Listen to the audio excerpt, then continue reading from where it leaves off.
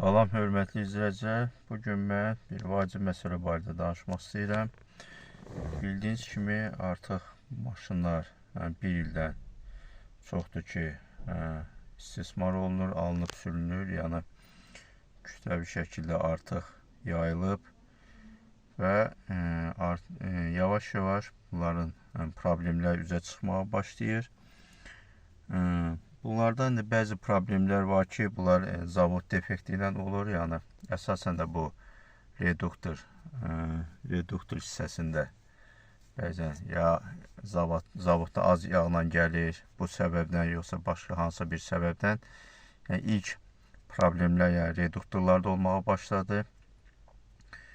Və artıq indi bu maşın sürüldükcə, indi bəzilərində əsasən də taksilərdə artıq 100.000-i keçib və digər problemlər də üzə çıxmağa başlayıb. Bu da əsasən benzin motorda və bateriyada özünü göstərməyə başlayıb. İndi ola bilər ki, bunlarda da hansısa bir zavod defekti ola bilər, yəni bu səbəbdən də sıradan çıxa bilər. Lakin mənim fikrimcə burada bunların benzin motorun və bateriyanın xarab olma əsas səbəbləri, yəni bu sürücülərin günahı ucbatından baş verir. Yəni indi birinci növbədə bu benzin motorundan danışmaq istəyirəm. Benzin motorunda yəni əsas xarab eləyən amillərdən, yəni vacib amillərdən biri düzgün benzindən istifadə və düzgün motor yağından istifadədir. İndi bu barədə dəfələrlə videoda danışmışam. İndi bir daha məcbur bunu təkrar eləmək istəyirəm. Bildiyiniz kimi bu benzin bakının krışkasında orada 92 və daha yuxarı benzin istifadə icazə verilib və çox sürücülər də buna arxayın olub 92 benzindən istifadə edirlər. Yəni həmişə də demişəm, yəni bu 92 benzin sadəcə bir marketinqdir və bu maşınlara qətiyyən 92 benzin tökmək olmaz. Əsasən də yəni bizim bu benzinin keyfiyyətdə şübhəlidir. Bilinmir, bu 92-dir, bəlkə də daha da aşağı aktanlı benzindir. Ola bilər Çində benzin daha keyfiyyətli, daha aktanı yüksəkdir. Bu səbəbdən 92-yə icazə verilir. Lakin bizdə bu buna arxayın olmaq olmaz və mütləq 92-95 benzinə istifadə olunmalıdır. Burada əsas bu 92 benzin tökmə nəticəsində xarab olmanın da səbəbi benzin motorda detonasiyanın baş verməsidir. İndi çox adamlar baxıram, indi burada deyirlər ki, 92-dən istifadə edirəm, sürürəm, heç bir problem yoxdur, əsas odur, maşın gedir. Düzdür, indi maşın o dəqiqə benzin 92 tökən kimi xarab olan deyil. Sadəcə orada gündəlik, hər kilometrdə, hər gün orada xırda, yəni detonasiya nəticəsində motorda defektlər əmələ gəlməyə başlayır və bunlar yığılır, ola bilər 1 ilə, 2 ilə və yaxud da daha tez özünü göstərir və motor dağılmağa başlayır. Ona görə yəni bir daha məsləhət görürəm ki, mütləq 95 benzinə istifadə edin. 95 aktanlı benzin belə onun o aktanına görə daha yaxşı yanır, daha elə bir motor onu daha yaxşı həzm eləyir. Ona görə əgər maşınınızı qorumaq istəyirsə, motor qorumaq istəyirsə 95 benzinə istifadə edin. İkinci motorun dağılma səbəbi, yəni əsas səbəblərindən biri motor yağıdır. Burada da motor yağının bir keyfiyyəti rol oynayır, bir də onun dəyişilmə vaxtı. İndi bizdə burada belə deyək, motor yağın çeşidləri həddindən artıq çoxdur, dünyanın hər yerindən gəlir. Dəqiq özümüz də bilmir nədən istifadə edirik, hansı yağlarda bu mənbə nədir. Lakin indi müəyyən çalışırıq ki, müəyyən tanınmış, yəni yoxlanmış yağlardan istifadə edilir. Hər qarajda satılan yağlardan da alma olmaz. Yəni tanıdığınız yerlərdən, tanıdığınız şirkətlərdən alın, yəni tanınmış firmalardan alın və İkinci məsələ də bu motor yağının dəyişilmə vaxtıdır. Mən də internetdə izləyirəm və hətta bu WhatsApp qruplarda var. Orada da bu barədə yəni çoxlu suallar verilir, cavablar verilir və baxıram ki, yəni maşını bəzən yeni almış adam, daha təcrübəli, daha çoxdan sürən sürücülərdən məsləhətləşir ki, bu yağı nə vaxt dəyişək və buna məsləhət deyirlər ki, filan yağ tök 7.000 sür, 10.000 sür, yəni 15.000 sür. Hətta bu barədə yəni, bəzi video blogerlərdə videolar qoyurlar ki, hansı yağı reklam elədilər, biz buna 15 il, 15 kilometr garantiya veririk, 15.000, yəni 10.000 garantiya veririk. Yəni bunların heç birini anlamaq lazım deyil. Siz özünüz yəni araşdırmalısınız. Mən bu dəfələ danışmışam. Bu yağların çoxsu hidrocracking yəni vasitəsilə alınmış yağlardır. Bu yəni neftdən alınan yağlardır. Hidrocracking vasitəsi təmizlənir və bunlara bəzən sintetik yağ da deyilir. Yəni əsl sintetika bu PAO ester yağlardır və bunlar həddindən bahadır və çox adam da yəni hidrocracking yağların sintetika adı ilə alıb tökür və fikirləşir ki, bunu 10.000, 15.000 sürəcəm və hər şey qaydasında olacaq. Lakin indi elə həmin o bu yağları da reklam edən bəzi video blogerlərin səhifələrində baxıram ki, motoru açırlar, baxırlar ki, bu artıq yağ palçığa dönüb. Yəni palçıq kimidir, bütün keyfiyyətini itirib və motorda dağıdıb. Yəni bu BYD şirkəti təlimatda birbaşa göstərib ki, bunu əgər siz şəhər rejimdə işlədirsinizsə, bunu 3000 HEV rejimdə dəyişmək lazımdır. Yox, əgər tras yolda, yəni belə deyək, naqruzkasız şəraitdə sürürsünüzsə, 5000 HEV kilometrdə yağ dəyişməlidir. İndi yəni belə baxırıq, indi əksər sürücülər də Bakı şəhərində sürür, bu probkalarda sürür.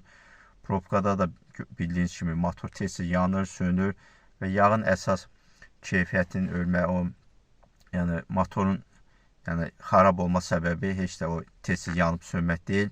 Yəni bu əsas odur ki, şəhərdə, yəni qısa məsafələrdə motor öz belə də raboç temperaturunu, iş temperaturunu ala bilmir. Bunlarda da yəni adi maşınlar daha yüksək, harsa 100 dərəcə temperatur bunlarda yəni iş temperaturu sayılır. Yəni o rejimdə motor daha yaxşı işləyir, yağ da daha yaxşı öz funksiyalarını yerinə yetirir.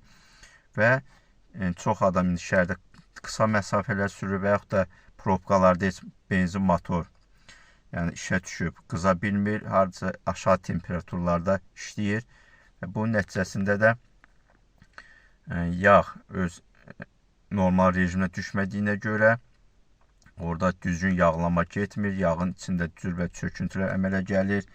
Yəni hətta bu benzin də porşinlərdən bəzə yağ karterinə keçə bilir və isti temperaturda bu benzin buxarlansa da, həmin o karterinə çıxsa da, soyuq temperatur orada qalır. Orada müəyyən yağ emulsiya formasına düşür, yəni belə kraskaya dönür, belə deyək də, yəni tamam o öz funksiyalarını itirir və 3000 HEV kilometrdən sonra tamam belə deyək, öz funksiyalarını itirir. Əvvəlcə o belə bütün onun içində olan prisatkalar, o işləyən o maddələr hamısı belə deyək, öz funksiyalarını itirir. Bu yağ adi suya çevrilir, artıq heç bir yağlanma, soyutma və orada başqa funksiyalarını yerinə yetirə bilmir. Sonra da yavaş-yavaş harca biraz da sürürsən 5000, 10.000, 15.000-də də artıq yağ orada palçığa dönməyə başlayır. Və bunun nəticəsində artıq motor yağı da yəni bildiyiniz kimi yağlanmayan ilk o yəni xarab olma səbəbi budur. İkinci də o həmin o palçıq bütün o motorun içində olan o bütün hissələri tutur, bütün kanalları tutur, yağlama ümumiyyətlə getmir və belə deyim, motor sanki yağsız vəziyyətdə işləyən kimi tez bir zamanda xarab olur.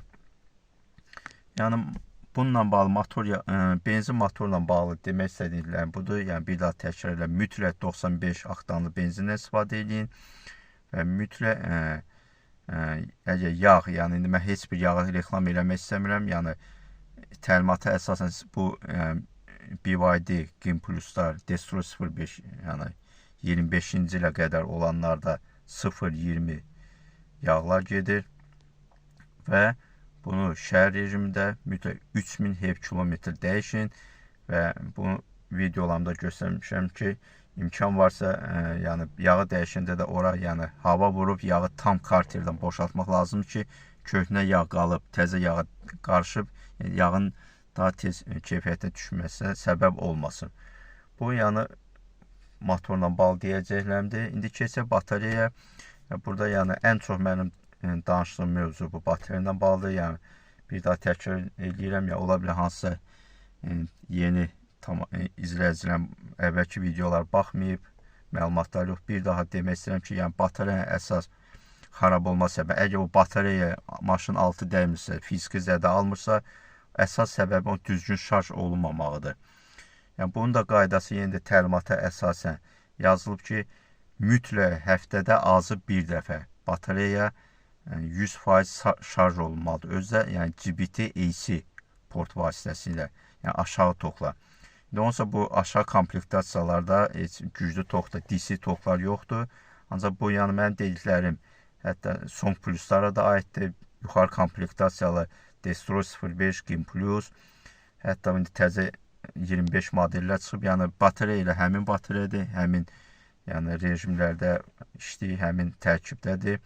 Yəni BYD-nin LFP tipli yəni batareyaları mütləq həftədə bir dəfə azı 100% şarj olmalıdır. İndi çox adam o liti-ion batareyalarına səhv salaraq məsləhətlər verirlər ki, 20-80% arasında doldurulmalıdır. Xeyr, bu yəni BYD-nin batareyalarına aidiyyəti yoxdur. Yəni bir şərtlə o vaxt 20-80 arası eləmək olar ki, o dediyim kimi kimdə ki güclü DC tokla qəbul etmə, yəni belə bir funksiyası varsa, təlimatda yazılıb ki, həmin maşınlar bəli 80%-ə qədər şarj olmalıdır. Yəni DC tokla, güclü tokla 100%-ə qədər qoymaq olmaz. Yəni o özü də bir ziyandır. Lakin bizim bu adi bu aşağı komplektasiyalı maşınlarda onsa o portu yoxdur.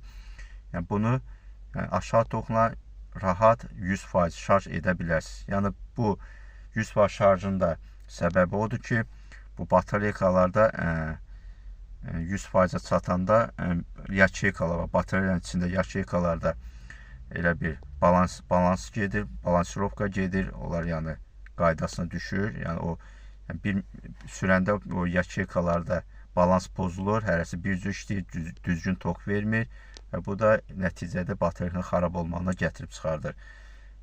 Yəni balansirovka ilə bağlı mütləq 100% şarj eləmək lazımdır və ikinci məsələ də batareyanın kalibrovkası. Yəni bunlar ayrı-ayrı şeylərdir. Yəni balansirovka, kalibrovka, bunları səhv salmaq lazım deyil. Balansirovka əgər yaçeykalardakı olan, yəni o tokun bərabərləşdirilməsidirsə, kalibrovka isə yəni bu, yəni maşının beyni, yəni bu indi gördüyünüz kimi bu zaryadkanı maşın beyni onu yəni nəzarət edir, hesablayır, bu ekranda göstərir və əgər kalibrovka pozulursa, bəzən siz ola bilər ki, görəsiniz ki, sizin maşında 50, 70, 80% zaryadka göstərir, lakin bu düzgün olmaya bilər. Və bu 6 aydan bir təlimata əsasən kalibrovka olunmalıdır. Yəni bunun barədə də, yəni bundan əvvəlki videoda mən batareyanın kalibrovkası barədə göstərmişəm, onun qaydasını göstərmişəm. Yəni o qaydını 6 aydan bir batareyka sıfırlanmalıdır və yenidən elə həmin anda 100%-ə şarj olmalı ki, beyin onu yəni düzgün qaydasında hesablamağa yəni apara bilsin. Yəni batareyka ilə də bağlı yəni bu iki şərtə əməl olunsa, yəni heç bir yəni yaxın gələcəkdə yəni batareyka ilə bağlı heç bir problem olmayacaq. İndi ola bilər yenə dediyim ki, fiziki zədə ala bilər, hansısa başqa zavod qüsurundan baş verə bilər, lakin bu əsas şərtlərə əməl etsin, yəni ən azından sizin ucbatınızdan bu problemlər baş verməyəcək. Yəni bununla bağlı demək istədiyim bu qədər. Növbəti videolarda görüşənə də sağ olun.